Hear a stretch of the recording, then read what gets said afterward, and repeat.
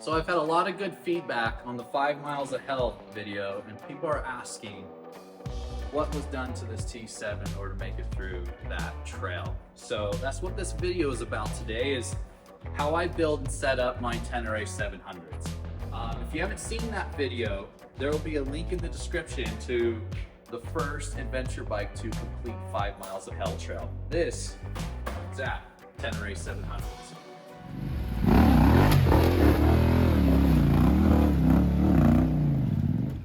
I'm Bo Law, owner of Ready to Ride Rentals, and we do dirt bike vacations all over, from local stuff out of Arizona where we operate to Moab, 5 miles of hell, Baja, Mexico, Himalayas, Vietnam, basically anywhere you want to go. We do custom dirt bike vacations and daily rentals. If you're ever around Phoenix, Arizona, you want to rent a bike just for the day, you can rent this T7 once it's put back together, as well as all the other fleet of bikes. We got dirt bikes, dual sports, Coves, 300s, a little bit of everything, even little entry-level dirt bikes.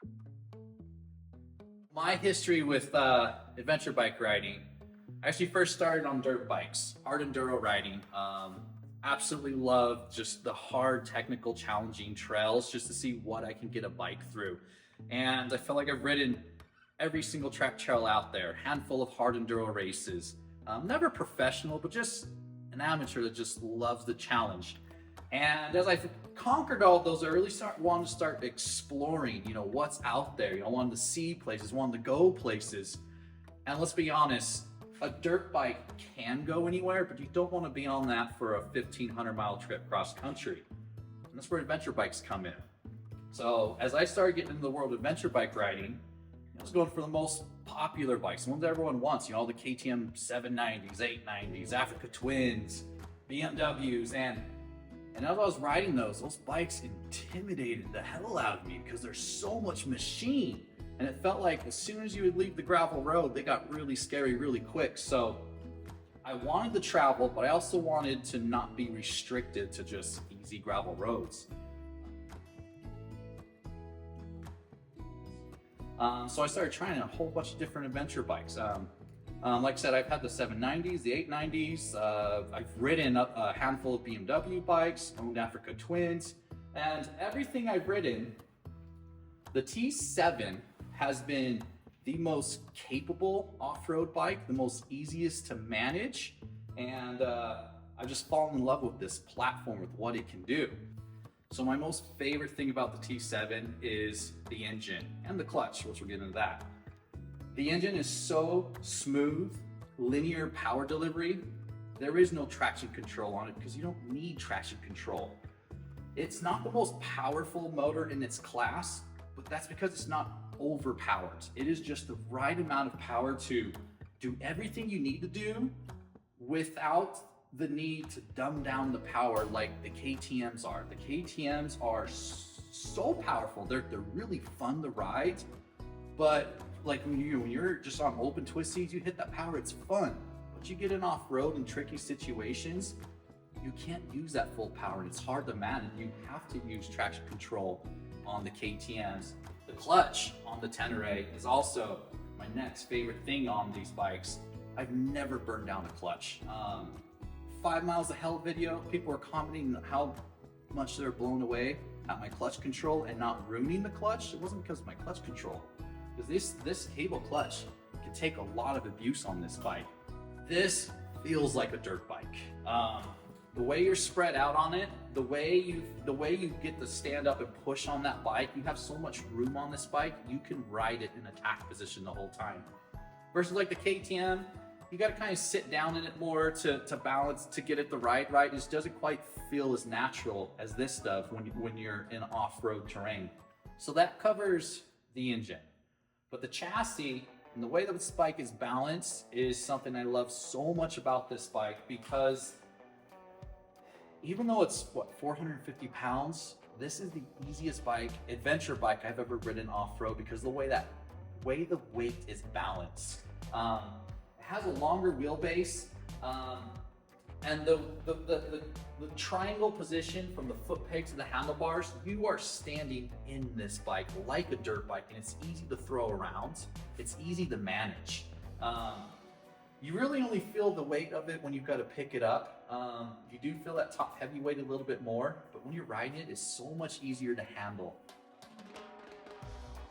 So wheels and tires. I wanted to get away from running inner tubes. I hate dealing with air, hate flats, and I don't want to carry all the spare tire equipment I need to fix flat tires. So I went to running nitro mousses, which are a foam insert that has no air and no flats. But in order to run these mousses, you have to run skinnier wheels. So for the front wheel, I'm running the same spec as an OEM, which is a 21 inch by 1.85 inch wide. Although I do wish I got the narrower 1.65 inch wheel, because with being narrower, it makes the internal volume of the tire smaller, which makes the mousse feel a lot stiffer, which helps a lot with the weight of the T7. But if you do run the wider 1.85, all I did was I went with a skinnier tire, which is an 8100. And in 5 miles of hell, I was running the Tusk Talon 8100 moto tire. And then on the rear wheel, the OEM rear wheel is 4 inches wide, but they don't make mousses big enough to work with a 4-inch wide wheel. So mine is a 2.5 inch width wheel, which is a little bit wider than a dirt bike rear wheel, which is a 2.15 just for comparison. So this complete wheel, 4 inch, I normally like running like a Golden Tire GT333 in a 120 size. That's a really good go-to tire for me as an all-around off-road performance. But for 5 miles of hell, I didn't have that tire available. I had a used Tusk D Sport tire, size 140. So that's what I ran on this bike for 5 miles of hell, and what works well now is it's a stiff carcass, so it holds the weight of the bike well and doesn't move all over the place. So that was wheels and tires. Next, probably the most important thing besides suspension that I like is I went to a single front rotor. By taking off one of the rotors, you're taking off a lot of unsprung weight. So when you take off that single rotor, you go up to your master right here, and the OEM master works with a single front rotor, but it's not very powerful. Because it's designed to work with 2 rotors, when you take one off, you lose a lot of your braking power. So what we did was we took off our OEM master and we put on a YZ450 master cylinder and a KTM 300 steel braided brake line. Just had that part laying around and it actually fits perfectly. It's off of an XCW. One of the problems I have with that though, just so you know, if you're running a YZ450, you don't have anywhere to plug in your brake switch. I just left mine dangling, but if you want your brake lights to work, I hear you can put on like a KTM 500 EXC master and you'll have a spot to plug in your wires. But with all that combined, you know, with taking off the rotor, removing all the excess brake lines, you're saving 5-6 pounds or something like that. Then you can take off a complete ABS system at the same time. And the feel with a single front rotor and this aftermarket setup, it performs actually a lot better than the OEM setup, in my opinion, because I got a ton of braking power and I just use one finger. One finger I can do a nosy on the bike if I wanted to, if I was that good of a rider, but it's so powerful. And that's with the stock size rotor. My friend Travis, he has the same setup as me, but an oversized rotor, and I rode his bike and his is really aggressive braking. Almost too powerful for my liking. So I went back to the standard front rotor, and street riding or off-road riding, I don't see any reason why I need 2 rotors. Unless you're doing almost strictly all street riding and you're loaded up with camping gear and a double passenger and you're going down long downhills, you probably want 2 rotors. But you still can upgrade your braking system by getting rid of the rubber lines that are mushy feeling and getting steel braided lines to make your dual rotor setup even better. Next, let's go on to suspension, which is the most expensive upgrade, but also the most important. This is MX Tech. I got a complete package from them that comes with forks, triple clamps, rear shocks, everything you need to bolt onto the bike. So the front fork is a 49mm proprietary fork that MX builds, fully custom inside and out. First, the travel is 260mm compared to the stock fork. The stock fork is only 43mm and it only has 200mm of travel. So this fork is a lot bigger, beefier, stiffer, and longer. A lot longer travel. Rear shock, I also upgraded. This is a part of MX Tech's package. This is their national shock, which gains travel as well from the OEM is 200mm and this is 212mm with custom valving, and it has not only a high speed and a low speed, but a mid-speed travel. Even though this fork has 60mm and more travel, the bike doesn't sit 60mm higher because the travel is gained from the inside, so it's only partially raised. So let's talk protection. I haven't done a whole lot of protection mods on this bike, but what I did was I did wraparounds, I did Camel ADV fairings, Camel ADV fork guards, and the skid plate. So the material that Camel ADV uses in their fairings and the fork guard is more of a dirt bike material that's flexible, whereas the OEM plastics on Yamahas is more like a street bike fairing, to where they're brittle and they crack really easy on impact. So next is the skid plate. Right now I have a Camel ADV gut guard and it's phenomenal, but what I first started out with was a plastic skid plate that I run on my dirt bikes, AXP. I love them to death, they're really good.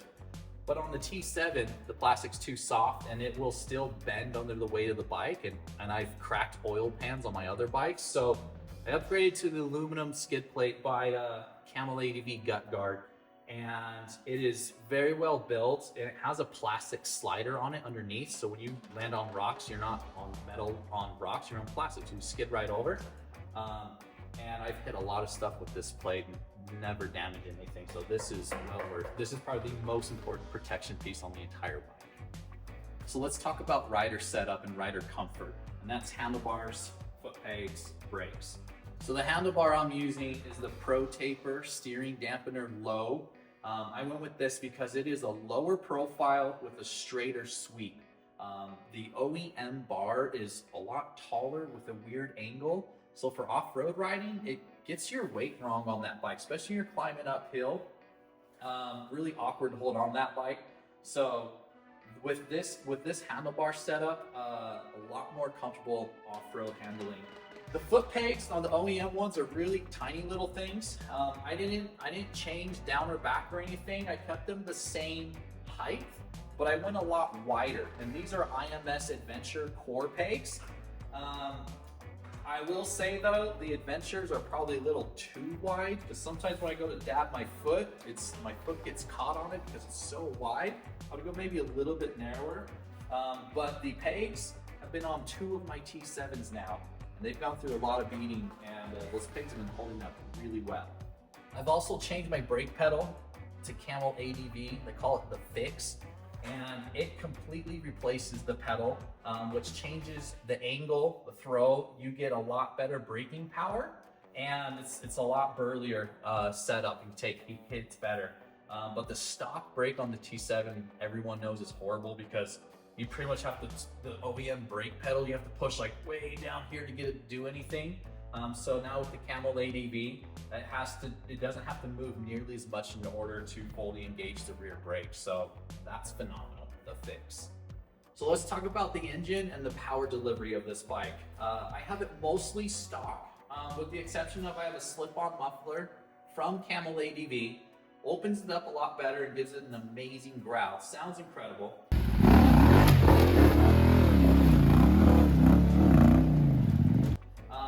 But the most important thing about this muffler is it gets the muffler up out of the way from the swing arm, because the OEM muffler has the exhaust hanger that when you fall down, it bends inwards and it rubs on the swing arm. So what Camel ADV does with the rally bend is it reroutes it up higher, and it gets rid of the exhaust hanger and gets you away from the swing arm. I have the Camel ADV. I think they call it the one finger light pull, but it makes it easier pull, and it opens up the friction zone, so you can modulate that power a lot better. And I run mine on the middle setting, and it works perfect for me. Now let's talk the ECU. I still have the stock ECU mapping on this bike, which is good. But I've ridden my friend's bike with a Taco Moto tune on it, and Taco Moto reflashes it and gives it a lot more smoother bottom end. It's a lot smoother, it has more torque, you can ride a gear higher, and it runs cooler. This stock ECU tune for the 24s that have the cat up here, if you have the cat up here, you've got the newer tune, and it actually runs a little hotter than the older bikes did. So with that Taco Moto tune, I'm gonna get that soon. You're gonna get more power, smoother power delivery, right off throttle smoother, and it runs cooler. And then out back, I've got a Dirt Trick sprocket that has one extra tooth in the rear, giving it more bottom end, which helps a lot in the technical stuff so you don't stall as easily. But you sacrifice a little bit of top end speed on the freeway, but it should be perfect for this setup that I'm doing. So there's not a lot done to the bike to make it run 5 miles of hell, just, 12 grand of upgrades, but the platform itself is solid. It's just, there's a few protection parts you really need on the bikes. And if you have that money for like suspensions and wheels, it goes a long way to making this bike just amazing. But all those upgrades combined with the stock platform, it's a really dang good bike. That's my T7. Thanks for checking it out. You can remember, you can rent this bike if you want to ride it out in Arizona or one of our vacations. Just book it through readytoriderentals.com and ask for Bo's T7 that conquered 5 miles of hell. You can ride it.